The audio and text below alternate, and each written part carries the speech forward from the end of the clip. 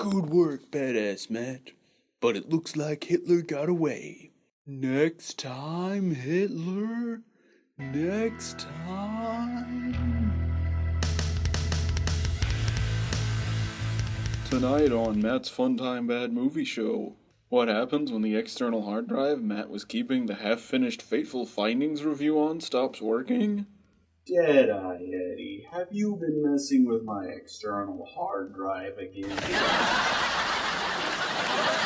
Your external hard drive? I thought that was incriminating evidence of my multiple murders.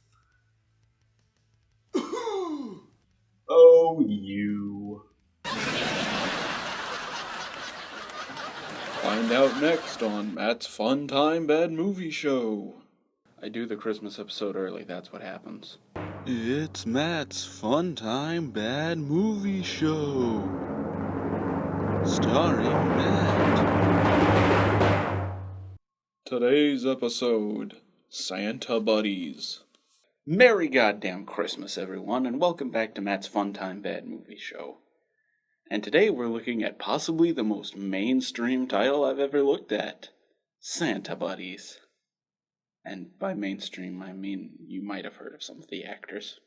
I mean, outside of Elvis and maybe some of the voice actors in the Rambo show, these aren't exactly household names. But this movie has Danny Woodburn as an elf.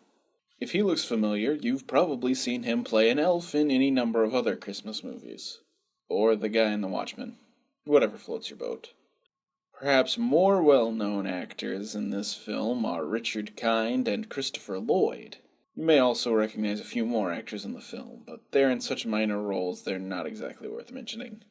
And trust me, I'm sure they'd rather I not mention that they were in Santa Buddies. For those of you out there who may not know, Air Bud was a Disney movie from 1997 about a dog who played basketball.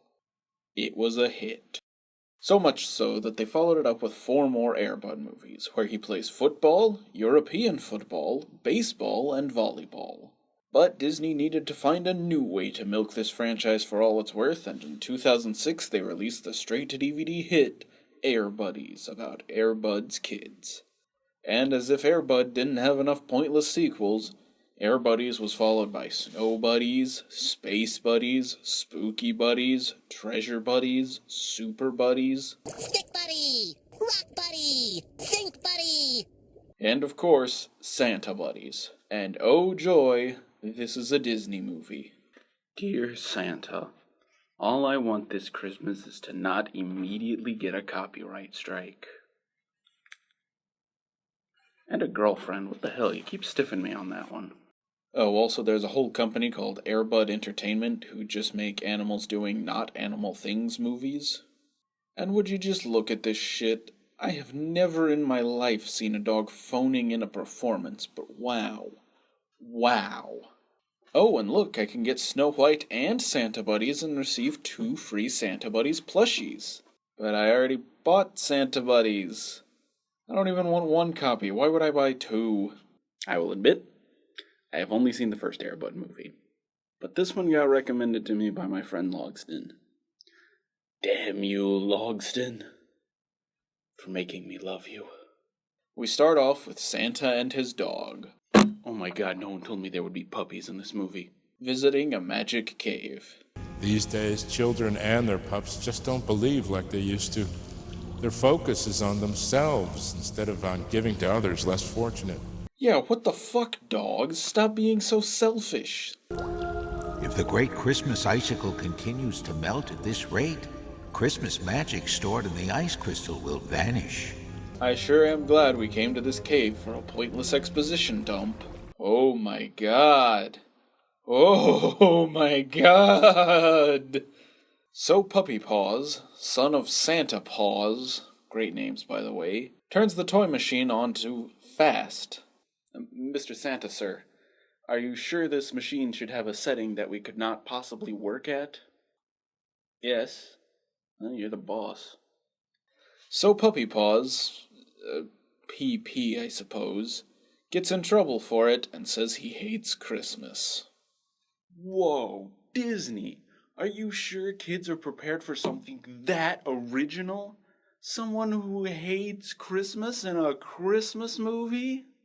Then we see the buddies going to a Christmas tree lighting with not Air Bud. In fact, Air Bud's not even in this movie. Maybe they explained that somewhere, but I ain't looking into it. I do, however, distinctly remember Air Bud not being able to talk.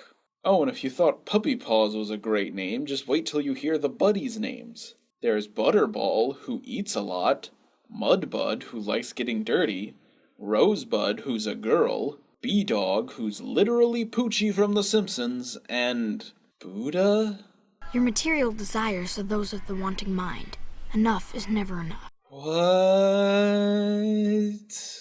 But the evil dog catcher Christopher Lloyd drives by. Guess what his real name is? Buddies, it's Mr. Scrooge, the dog catcher. Subtle. He's so evil, he makes the Christmas lights go out. Huh. I always thought my house had faulty wiring, but I guess it's just how evil I am. Then we meet a homeless dog, probably named Confucius or something, looking for food. Thank you, Lord, for this blessing. Amen. Whoa. Religious themes in a Christmas movie? What does Christianity have to do with Christmas? Also, between this and Buddha, I'm not sure I'm okay with dogs having religion. Is there a puppy Jesus, like how there's a Santa paws? This raises too many questions.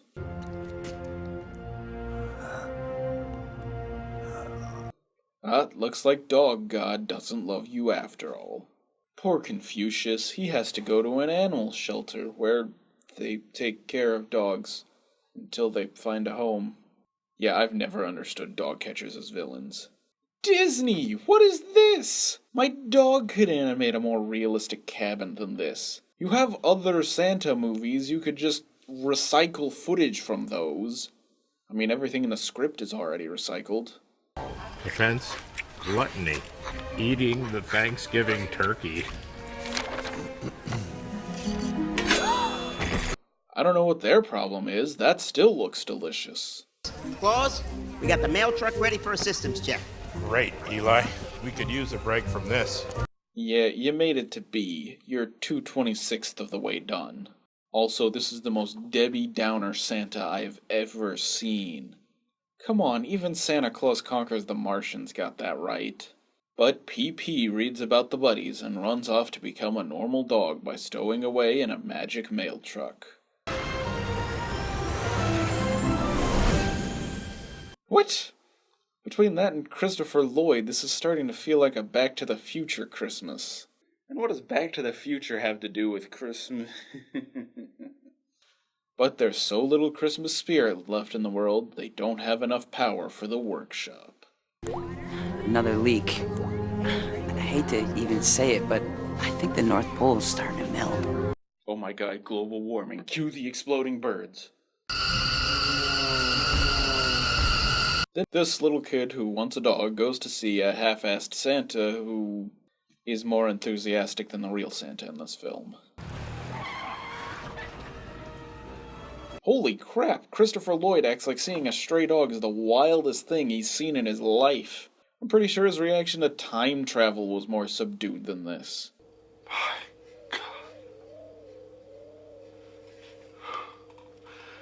God. Do you know what this means?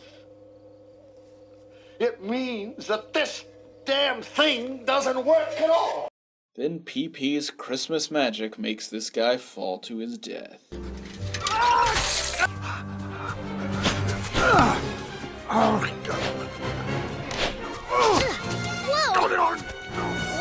How does he keep missing? Are you having food fight flashbacks? Weak.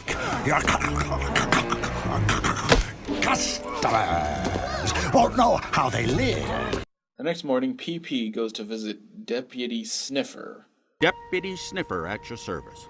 Played by Tim Conway, who you might recognize as a different character from Air Bud 2. Or maybe you know him as Barnacle Boy from SpongeBob. Hey, as long as you don't know him from Giant Gila Monster 2 Land's End. Sniffer gives him directions to Butterball's house and he comes in through the chimney. Santa Paws is my pop. Yeah, right. You expect me to believe that your dad is Santa Paws? My dad is Santa, and he said next year they're making Christmas 2, and you can play as Knuckles and Magikarp, and I already beat it. Who put you up to this? No one. I was checking the naughty list and you looked like fun. What'd you say? I'm on the naughty list? It was just a little turkey. 2 seconds ago, you didn't believe this kid knew Santa, or even if Santa existed, but now you're on the naughty list, everything's changed. So, Santa's going through an energy crisis, but there's still enough magic for Double P to dick around with these cookies. I love these wide shots of the buddies. It doesn't even look like they're conversing or anything, they're just standing there. So Butterball introduces PP to the other dogs. Yo, you straight up tripping? We ain't falling for that, dog. B-Dog, I'm gonna need you to never speak again. In fact, I'm not even gonna call you B-Dog anymore. I'm gonna call you Greg. So he goes to Greg's house, and this happens. Watch and learn, cuz. I call this the 4-paw pop. Into the boogaloo jaw drop. To the tail rotation. For the B-Dog Nation. Then PP tries, and that doesn't even look like the same dog. He breaks a vase, so Greg decides it's Mudbud's turn. Dude, only B-Dog talks like that. Oh, so what are you doing? Dude, just chillaxing with the Mudback, dude. Dude! Can I give it a roll? Trust me, I'm gonna be rolling something to get through this. Rolls. Then Mudbud takes him to a solid white room. I see no way this could possibly go wrong. So now it's Rosebud's turn. Citizen Kane reference. You startled me. So he goes to Buddha's house, and he turns his Buddha statue into a snowman. I still don't understand this character. The fat one is for easy jokes, the cultural appropriation one is to be hip, and the girl one is for marketing purposes, but what is this? Is it just because his name has Bud in it? It's not seriously because his name has Bud in it, is it? Then the dad from earlier tries to adopt Confucius, but sad music, Ebenezer Scrooge just wants the money. Then all the buddies bitch about PP getting them in trouble, and he overhears it, and then they're like, we were too hard on him, and Christopher Lloyd catches PP. Now drop him in dip so he can't turn into that CG abomination.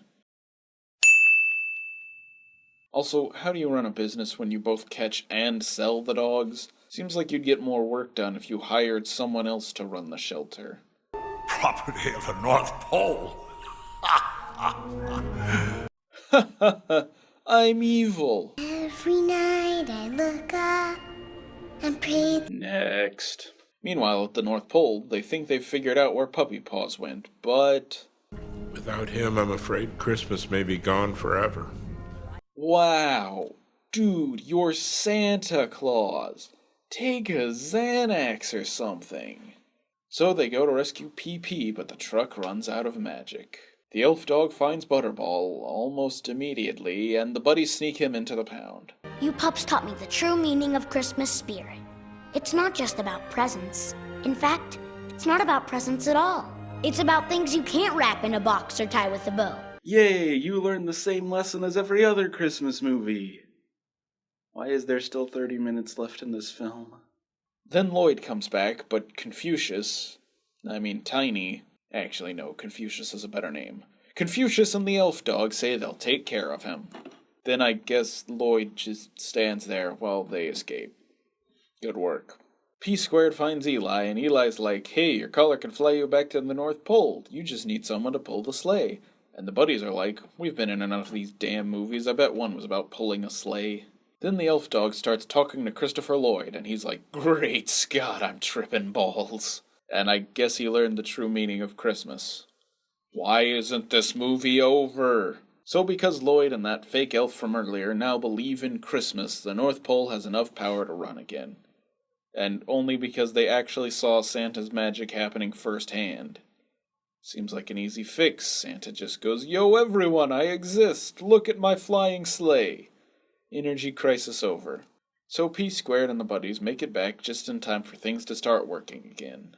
2 nights till Christmas, there's so much work you see. Next. But of course, there's not enough magic to haul Santa's sleigh, so the responsibility is put on PP and the buddies. This is the greatest Christmas ever. I think there's one better. That time Glynis from accounting got so drunk at the office party she showed us her tits. Oh, and the day Jesus was born, but what did that guy ever do? So one good Christmas and the North Pole is safe, I guess. We at the North Pole have decided to present to you your very own genuine Santa hats. That's it? Just hats? Oh well, they have a Merry Christmas anyway. So that was Santa Buddies. Truly a holiday masterpiece? I don't recommend you show this to your kids. I do, however, recommend you spike the ever-loving crap out of your eggnog and show this movie to your adult-type friends.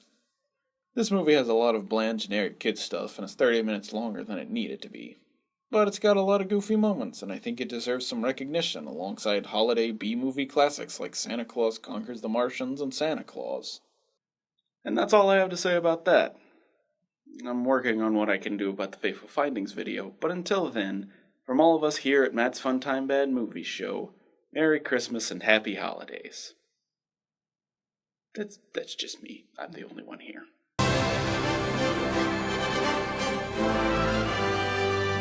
It's the season of love, rosy red cheeks and innocence and love. It's the season of joy, time to share stories, movies and toys. Look. No deli?